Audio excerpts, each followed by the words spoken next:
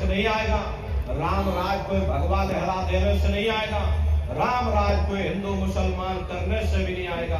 राम राज जब आएगा जब लोगों के अंदर अच्छे विचार आएंगे। वरना राम के समय में भी रावण जैसे असुर होते थे, कृष्ण के समय में भी कंस जैसे असुर होते थे। अरे तब भी लड़ाइयां होती थी, तब भी युद्ध हुआ करते थे। राम राज का मतलब है अच्छे विचारों का आना, और अच्छे विचार जब आएंगे जब हर इंसान मानव धर्म का पालन करेगा। अरे मानव धर्म क्या कहता है? सत्य, दया, अहिंसा, प्रेम और करुणा, यही मानव धर्म का आधार है। जब मानव के अंदर मानवता आ जाएगी, मानव के अंदर दया आ जाएगी, मानव के अंदर करुणा आ जाएगी, ये मानव दूसरों की पीड़ा को अपनी पीड़ा समझने लग जाएगा। अरे जब इंसान के अंदर इंसानियत आ जाएगी तब सही मायने में देश में राम राज आ जाएगा। इसीलिए महात्माओं ने कहा है राम राज को लाना है तो पहले मानव धर्म अपनाना है। मानव को पहले मानव धर्म अपनाना पड़ेगा, मानव को मानवीय गुण अपनाने पड़ेंगे। इसीलिए हमारे गुरु महाराज कह करके गए कि बच्चा गांव गांव, गली गली, मोहल्ले मोहल्ले जाकर के तुम हमारे संदेशों को जन जन के बीच में पहुंचा दो। गांव गांव के लोग शाकाहारी हो जाएं, गांव गांव के लोग सदाचारी हो जाएं, गांव गांव के लोग चरित्रवान हो जाएं, आंखों में माँ बहन बेटी की पहचान कायम हो जाए। तो जब हमारा ये गांव बदल जाएगा तो पूरा समाज बदल जाएगा, निश्चय कलयुग में सतयुग आ जाएगा। इसलिए प्रेमी भाई बहनों, धर्म के प्रचार में आप सभी लोग अपना अपना योगदान दीजिएगा। देखिए हमारे गुरु महाराज को, हमारे गुरु महाराज परम संत बाबा जय गुरुदेव जी महाराज ने एक अच्छे समाज के निर्माण के लिए, चरित्रोत्थान के लिए, लोगों को शाकाहारी और सदाचारी बनाने के लिए 116 वर्ष की आयु तक अथक मेहनत और परिश्रम किया। हमारे गुरु महाराज ने अपने गुरु की याद में मथुरा दरबार में इतना विशाल मंदिर बनवाया। गुरु महाराज हमारे कहते थे कि बच्चा मंदिर का वो देवता वहां पर बैठ करके बरकत बांट रहा। अरे आप लोग आइए, वहां कोई रुपया पैसा नहीं चढ़ाया जाता, कोई चंदा चुटकी नहीं। अरे आप लोग आए, मंदिर के देवता के सामने अपनी एक बुराई को चढ़ा दीजिए।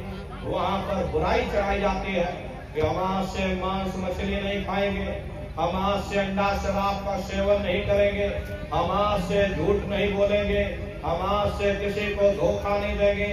अरे आप अपनी एक बुराई चढ़ा दो, आपकी एक मनोकामना पूरी होगी। ऐसा वरदानी मंदिर हमारे गुरु महाराज ने अपने गुरु की याद में मथुरा दरबार में बनाया है। तो उन्हीं की याद में देखिए पावन भंडारे का कार्यक्रम 28 नवंबर से 2 दिसंबर तक मथुरा दरबार में मनाया जाएगा। तारीख आप सभी लोग याद रखिएगा, 28 नवंबर से और 2 दिसंबर तक पूज्य दादा गुरु महाराज का ये पावन भंडारे का कार्यक्रम होने जा रहा। तो आप सभी प्रेमी भाई बहन भंडारे के कार्यक्रम में सब परिवार सादर आमंत्रित है, आप लोग पधारिएगा। प्रेमी भाई बहनों, अरे अपने दरबार का दर्शन करना। देखिए मथुरा दरबार में हमारे गुरु महाराज की एक छोटी सी गौशाला भी है। हमारे गुरु महाराज के पास में कुल 2 गाय थी। 2 गायों का इतना बड़ा परिवार है। ये आज के समय में करीब करीब 3000 गाय हैं और 3000 के ऊपर सांड है।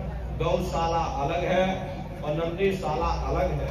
हमारे यहाँ किसी को बाहर नहीं भेजा जाता, क्योंकि हमारे गुरु महाराज कह करके गए बच्चा इनको यही रखना, यही सेवा पानी करना।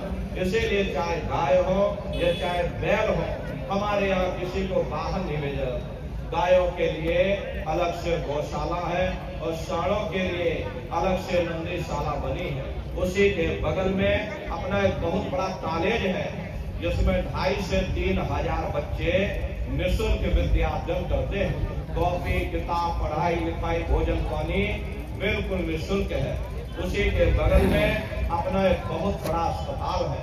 प्रेमी भाई बहनों, वो गुरु महाराज की कर्मभूमि है। और हमारे गुरु महाराज की जन्मभूमि, जहाँ पर हमारे गुरु महाराज का जन्म हुआ, जिला इटावा, ग्राम खितौरा में पड़ता है। जैसा भव्य मंदिर मथुरा दरबार में बना हुआ, उसी तरह से भव्य मंदिर गुरु महाराज की जन्मभूमि पर बन करके तैयार होगा। ये जो आप पोस्टर देख रहे हो, तो गुरु महाराज की जन्मभूमि का मंदिर है। और इधर ये पोस्टर लगा है, ये मथुरा दरबार का मंदिर है। तो समय निकाल करके दरबार में आप लोग पधारिएगा, अपने अपने बच्चों को भी साथ में ले करके आइएगा। हम लोग ये सोचने लगते हैं कि अरे बच्चों को क्या करेंगे ले जाकर, ये बच्चे छोटे हैं, इनको घर में रहने दो, इनको पढ़ाई लिखाई करने दो। अरे पढ़ाई लिखाई जरूरी है, हम आपकी बात मानते हैं कि आज के समय में शिक्षा बहुत जरूरी है। लेकिन प्रेमी भाई बहनों, शिक्षा के साथ साथ अच्छे संस्कार भी जरूरी है। और संस्कार कोई डिग्री और डिप्लोमा कर लेने से नहीं पड़ जाते। अगर डिग्री डिप्लोमा कर लेने से ही बच्चों के अंदर संस्कार बढ़ गए होते तो हिंदुस्तान में इतने वृद्धाश्रम न खोले जाते। अरे संस्कार बढ़ेंगे महात्माओं के वचनों से, संस्कार बढ़ेंगे सत्संग के माध्यम से।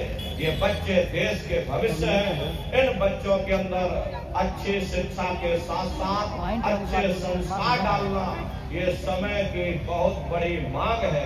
अरे आज के समय में बच्चों के अंदर संस्कारों की कमी देखी जा रही, वरना पहले के समय में अकेले माँ बाप अपने चार बच्चों को पाल देते थे। लेकिन आज के समय में वही चार बच्चे, वही डिग्री और डिप्लोमा किए हुए बच्चे अपने माँ बाप को रोटी नहीं खिला पा रहे। शादी हो जाती है, घर परिवार बांट करके रख दिया, जमीन जायदाद बांट करके रख दी, चूल्हा चौका बांट करके रख दिया, यहाँ तक कि बेचारे बूढ़े माँ बाप को भी बांट करके रख दिया। 10 दिन तुम हमारे घर छोड़ दो और 10 दिन बाद ले जाओ अपने घरों की। अरे सब क्या है? ये संस्कारों की कमी है। ऐ माताओं बहनों, अरे बच्चे तुम्हारी धरोहर है, ये बच्चे तुम्हारे जीवन की पूंजी हैं। अपनी पूंजी को संभाल करके रखिएगा। इन बच्चों को आप बचपन से तैयार करो, इनको अच्छी शिक्षा देना, इनको अच्छे संस्कार देना, इनको शाकाहारी बनाना, इनको सदाचारी बनाना, इनको चरित्रवान बनाना। और इनको भी तुम राम और कृष्ण बना दो।